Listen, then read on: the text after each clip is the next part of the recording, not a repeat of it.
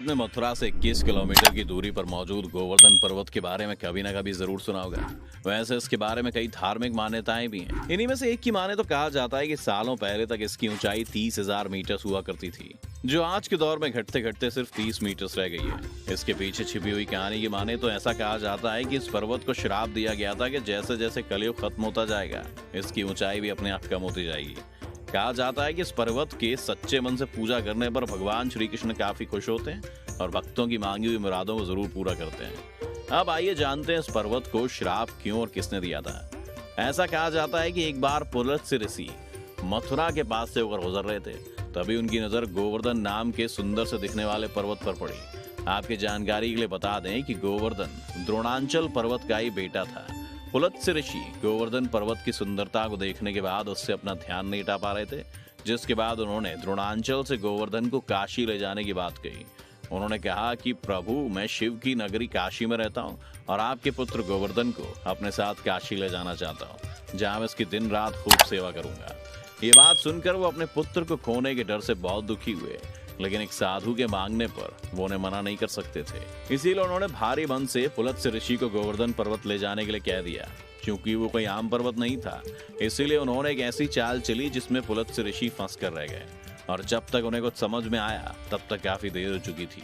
गोवर्धन पर्वत ने पुलत्स्य ऋषि के सामने एक शर्त रखी और कहा कि मैं आपके साथ काशी चलने के लिए तो तैयार हूँ, लेकिन आप जहाँ पर मुझे सबसे पहले रख देंगे मैं वहीं पर स्थापित हो जाऊंगा, जिसके बाद आप मुझे दोबारा नहीं उठा पाएंगे। पुलत्स्य ऋषि ने गोवर्धन की यह शर्त मान ली और उन्हें लेकर काशी की तरफ चलने के लिए तैयार हो गए। रास्ते में चलते चलते गोवर्धन पर्वत ने ऋषि से कहा कि मैं इतना बड़ा और भारी हूँ, आप मुझे काशी तक कैसे ले जाएंगे। इस पर ऋषि ने कहा कि मैं अपने दिव्य बल से ऐसा कर सकता हूँ, और ऐसा करना मेरे लिए कोई बड़ी बात नहीं है। जब गोवर्धन मथुरा पहुंचे तो उन्हें श्री कृष्ण की याद आई। उन्होंने सोचा कि मोक्ष पाने के लिए कान्हा की जन्मभूमि से बेहतर और क्या जगह होगी। ये सोचकर गोवर्धन ने उन ऋषि के हाथ पर धीरे धीरे अपना वजन बढ़ाना शुरू कर दिया। अभी ऋषि कुछ ही दूर चले थे कि उन्हें थकान महसूस होने लगी और उन्होंने सोचा कि क्यों ना थोड़ी देर आराम कर लिया जाए। उन्होंने सोने से पहले गोवर्धन पर्वत को अपने पास रख दिया और गहरी नींद में सो गए। जब ऋषि नींद से जागे तो उन्होंने पर्वत को उठाने की लाख कोशिश की, लेकिन कोई भी कामयाब नहीं हुई। गोवर्धन पर्वत उठाना तो दूर की बात, वो उसे हिलाने में भी नाकाम रहे। तब ऋषि ने गोवर्धन पर्वत से उनके साथ चलने के लिए कहा। इस पर गोवर्धन ने बिना देर किए ऋषि के सामने अपने द्वारा चलने से पहले दी गई शर्त याद दिला दी, जिस पर पुलत्स्य ऋषि काफी नाराज हुए और उन्होंने गुस्से में गोवर्धन पर्वत को हर दिन मुट्ठी भर घटने का श्राप दे डाला। उन्होंने कहा कि तुम्हारी ऊंचाई कलयुग के खत्म होने तक ऐसे ही कम होती रहेगी और एक दिन तुम पूरी तरह पृथ्वी के अंदर समा जाओगे। कहा जाता है कि पुलत्स्य ऋषि के श्राप के चलते ही गोवर्धन पर्वत की ऊंचाई 30,000 मीटर से घटकर सिर्फ 30 मीटर रह गई है। इस पर्वत से जुड़ी हुई एक और धार्मिक मान्यता ये है जिसे कम ही लोग जानते हैं। ऐसा कहा जाता है कि जब राम सेतु को बनाने का काम चल रहा था तो पुल निर्माण के लिए बड़े बड़े पत्थरों की जरूरत थी। तब हनुमान जी को ऐसे किसी पहाड़ को लाने की जिम्मेदारी दी गई, जिन्होंने बिना देर किए देवभूमि उत्तराखंड की तरफ कूच कर दी। जब वो इस पर्वत को उत्तराखंड से लेकर रामेश्वरम जा रहे थे, तभी बीच में भविष्यवाणी हुई कि सेतु बनाने का काम पूरा हो चुका है और पत्थरों को लाने का काम रोक दिया जाए। इसके बाद हनुमान जी ने इस पहाड़ को वृंदावन में ही छोड़ दिया और वापस चले गए। दिवाली के अगले दिन क्यों होती है गोवर्धन की पूजा? एक पौराणिक कथा की माने तो वृंदावन में रहने वाले लोग अच्छी फसल के लिए तब इंद्र देवता की पूजा किया करते थे। बता दें कि भगवान इंद्र को स्वर्ग का राजा माना जाता है, इसलिए एक दिन उन्हें अपनी शक्तियों और पद पर घमंड हो गया।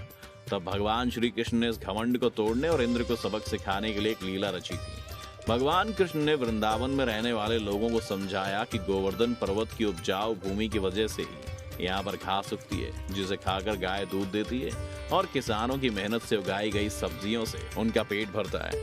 कुल मिलाकर कहें तो इसमें इंद्र का भी कोई योगदान नहीं है। वहीं श्री कृष्ण ने कहा कि गोवर्धन पर्वत की वजह से इतना सब कुछ होता है, इसीलिए इस गांव में रहने वाले लोग इंद्र को छोड़कर गोवर्धन पर्वत की पूजा किया करें। ये सुनकर इंद्र को बहुत गुस्सा आया और उन्होंने वृंदावन में मूसलाधार बारिश करना शुरू कर दिया, जो अगले 7 दिन तक चलती रही।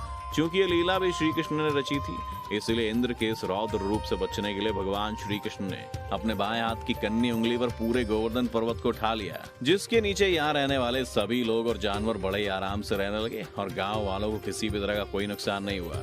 आखिर में जब इंद्र को अपनी भूल का एहसास हुआ तो इंद्र न केवल धरती पर आए बल्कि उन्होंने अपने इस काम के लिए श्री कृष्ण से माफी भी मांगी। इसके बाद आज तक पूरे ब्रज क्षेत्र में भगवान कृष्ण के साथ इस पर्वत की भी पूजा की जाती है और इसे दिवाली के बाद अगले दिन एक बड़े त्योहार की तरह मनाया जाता है। श्री कृष्ण ने जब धरती पर अवतार लिया था तब इस पर्वत की ऊंचाई इतनी ज्यादा हुआ करती थी कि इसके पीछे जो हिस्सा आता था उस पर सूरज की रोशनी नहीं पड़ती थी, लेकिन आज एक श्राप की वजह से इसकी ऊंचाई काफी कम रह गई है। इस पर्वत की परिक्रमा के लिए लोग देश भर से आते हैं। परिक्रमा को पूरा करने के लिए 7 कोस यानी 21 किलोमीटर तक पैदल चलना पड़ता है, जिसे पूरा करने में आमतौर पर 5 से 6 घंटे का समय लगता है। इस पर्वत के बारे में कहा जाता है कि अगर कोई व्यक्ति 4 धाम की यात्रा नहीं कर पाता है तो उसे गोवर्धन पर्वत की परिक्रमा जरूर करनी चाहिए, क्योंकि ऐसा करने से 4 धाम की यात्रा के बराबर ही पुण्य की प्राप्ति होती है। अब सवाल ये उठता है कि क्या वाकई इसकी ऊंचाई एक श्राप की वजह से हर दिन मुट्ठी भर खत्म हो रही है, या मौसम की मार और वक्त ने इस पर्वत को लगभग खत्म होने की कगार पर लाकर खड़ा कर दिया है। हालांकि राज्य सरकार ने इसे बचाने के लिए चारों तरफ से तारबंदी कर रखी है। तो दोस्तों, गोवर्धन पर्वत को दिए गए श्राप के बारे में आपकी क्या राय है? हमारे चैनल को सब्सक्राइब करने के बाद कमेंट करके जरूर बताएं।